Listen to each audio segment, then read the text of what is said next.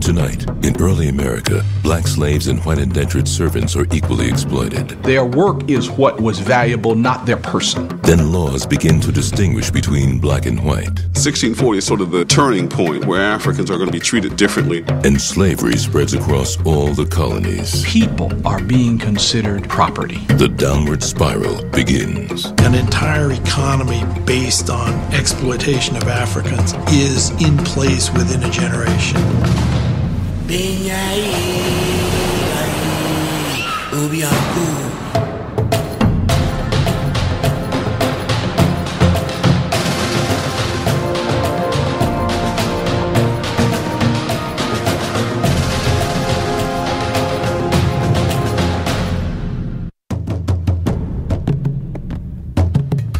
Before 1800, more people came to America from Africa than from anywhere else, and most of them came in chains. Their toil helped make the United States the richest nation on earth. Slavery was no sideshow in American history. It was the main event. America was a slave-owning country longer than it has been a free one, and the legacy of slavery haunts us still. We've made certain progress in race relations, but we'll never get further until we look more closely at slavery. This is a story of resistance and the struggle to maintain human dignity. It is a story of the demand for freedom told through the lives of enslaved people. And it's the story of the founding fathers you never knew.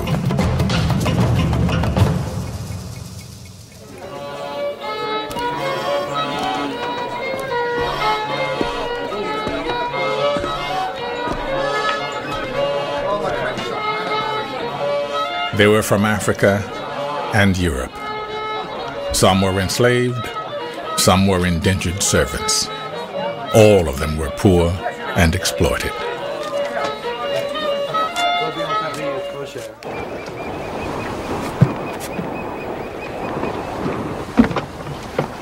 Their status as workers was confusing and complex.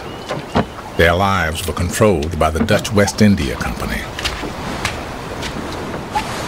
Day after day, they struggled to survive the harsh world of Dutch New Amsterdam in the 1620s. Evening after evening, they gathered in taverns. Taverns were places where you gathered to talk about your problems. And slaves would complain about their masters, and indentured servants would complain about their masters. So they had a lot of interracial bonding in these taverns.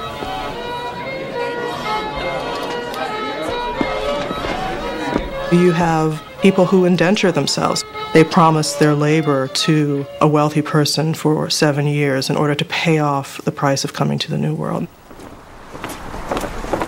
The Dutch West India Company had established a fur trading post in 1624 on a hilly island called Manahattis.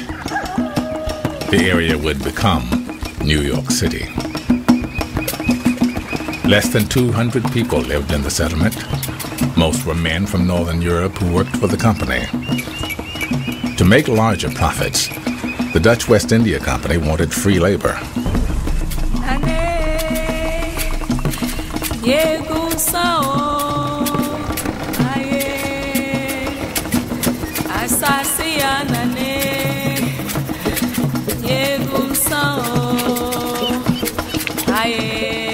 Free Africans had come to the New World with European explorers in the 1530s.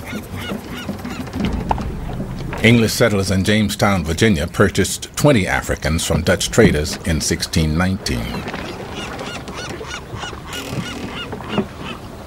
5 years later, the first enslaved Africans arrived in Dutch New Amsterdam. Their bondage began approximately 200 years of slavery in what would become America's northern states.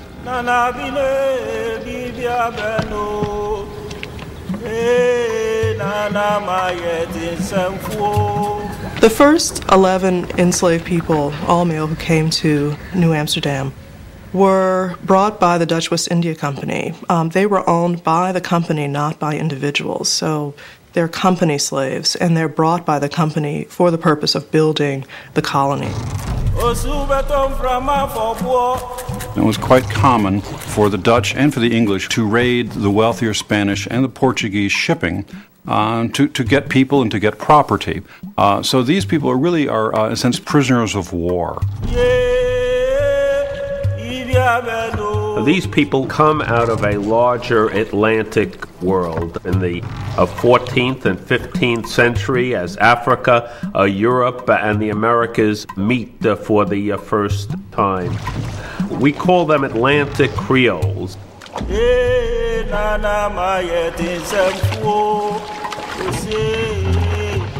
Atlantic Creoles had cultural roots in both Africa and Europe. Some were the offspring of European men and African women.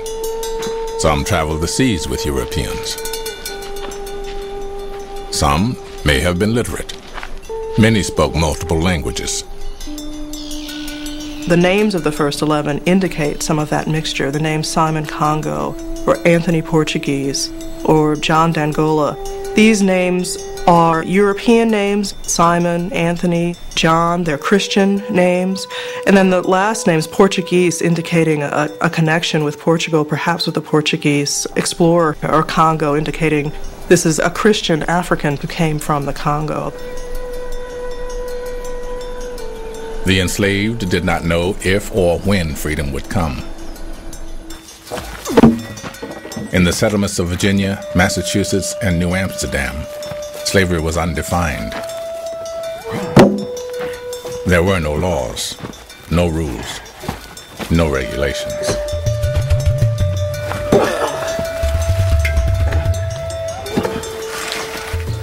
It was a difficult, hard life. They are expected to work regardless of the weather, regardless of the temperature, because their work is what was valuable, not their person.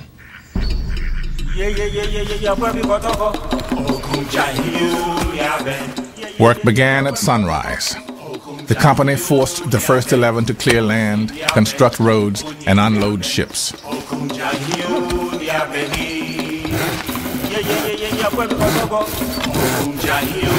They were both manual and skilled workers. Their labor helped build the Dutch New Amsterdam economy. The first 11 slaves were there really to provide the infrastructure. So they were really the backbone of this early colony and really were integral to the survival of Europeans.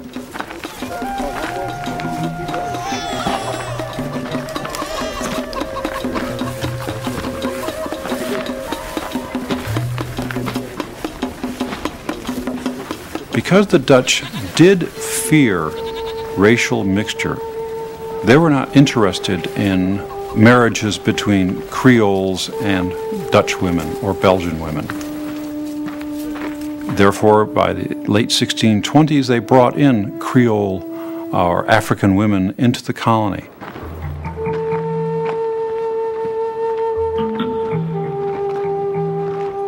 The women are ostensibly brought, as the company says, for the comfort of our Negro men. They will need to perform at least 2 jobs, which is to be sexual partners for the men, but to be hard workers as well. The men are going to be very important then in helping these women navigate, since the men have been there for slightly longer than the women and understand the terrain.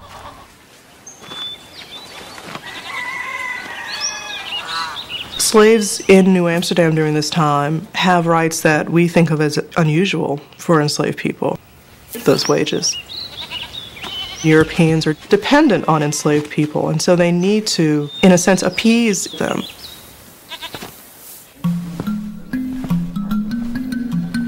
Because slavery had no legal structure, the Atlantic Creoles were able to negotiate for greater autonomy. In 1635, several of them petitioned the Dutch West India Company for wages they believed the company owed them. Anthony Portuguese sued a white merchant in 1638. A year later, Pedro Negreto and Manuel de Rus successfully sued Europeans for wages due. Court records indicate that Atlantic Creoles made the system work for them when they could. In some African slavery, there is a greater sense of the rights of the enslaved people. There's a greater sense of obligation on the part of the community. And I think that these enslaved people bring that idea of slavery with them. In 1641, Anthony Van Angola, one of the first 11, married Lucy de Angola. It was the first recorded marriage between black people in Dutch New Amsterdam. The enslaved understand legitimating a marriage is a way to claim ground. They are sophisticated interpreters of the landscape. In Europeans' religious beliefs, you were not supposed to enslave another Christian, and African people knew this and attempted to convert to Christianity.